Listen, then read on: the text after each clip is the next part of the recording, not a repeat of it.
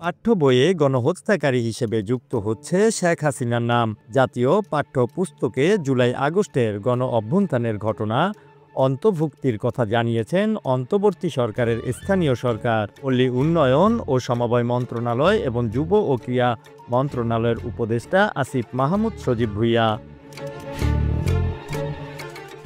বৃহস্পতিবার ২১ আগস্ট বিকেলে ৫টার দিকে নিজের ভেরিফাইড ফেসবুক পোস্টে দেওয়া এক বার্তায় তিনি এ তথ্য নিশ্চিত করেছেন।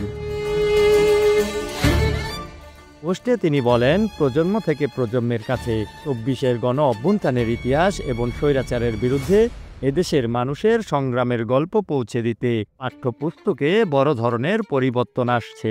বিশেষভাবে গুরুত্ব দিচ্ছে অন্তর্ভুক্ত করা হচ্ছে ২০২৪ খ্রিস্টাব্দের জুলাই আগস্টের গণ অভ্যুত্থানের ইতিহাস এবং সাম্প্রতিক 4টি জাতীয় নির্বাচনের তথ্য। এছাড়া পোস্টে তিনি একটি পোস্টার শেয়ার করেন। সেখানে লেখা রয়েছে, বিভিন্ন শ্রেণীর পাঠ্য বইয়ে গণহত্যাকারী হিসাবে যুক্ত হচ্ছে শেখ হাসিনার নাম। পোস্টারে আরও উল্লেখ করেন, আগামী ২০২৬ শিক্ষাবর্ষের পাঠ্য বইয়ের গুরুত্ব দিয়ে স্থান পাচ্ছে ২০২৪ সালের জুলাই আগস্ট গণ অভ্যুত্থানের ইতিহাস।